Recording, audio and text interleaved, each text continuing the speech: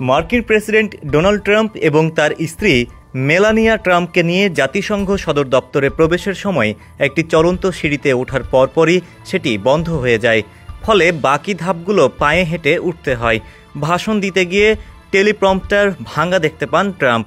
এই দুটি অব্যবস্থাপনা যেন জাতিসংঘের সামগ্রিক দুর্বলতার প্রতীক হয়ে ধরা দেয় তার কাছে।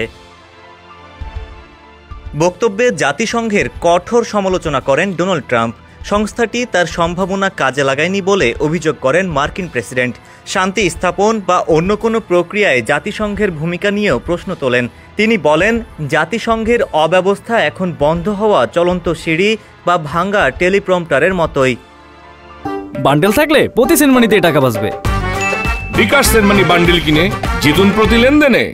নিজের নির্ধারিত 15 মিনিট পার করে বক্তব্য চালিয়ে যান তিনি।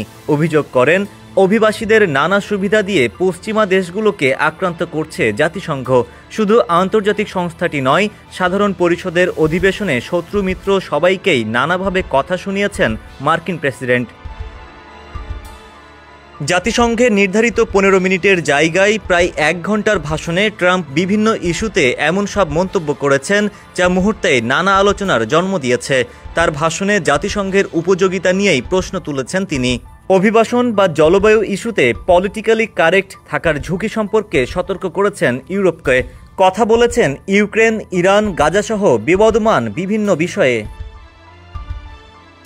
ট্রাম্প দাবি করেছেন অন্তত 7টি যুদ্ধ তিনি বন্ধ করেছেন, যার প্রত্যেকটি হয়তো একটি করে নোবেল পাওয়ার মতো কাজ।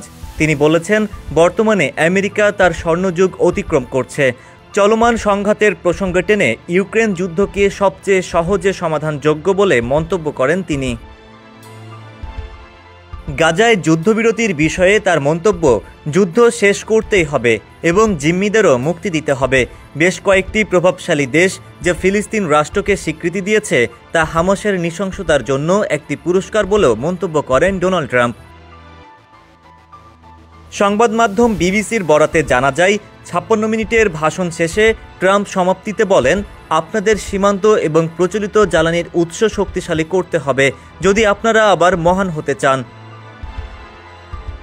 ডেস্ক রিপোর্ট, সমকাল।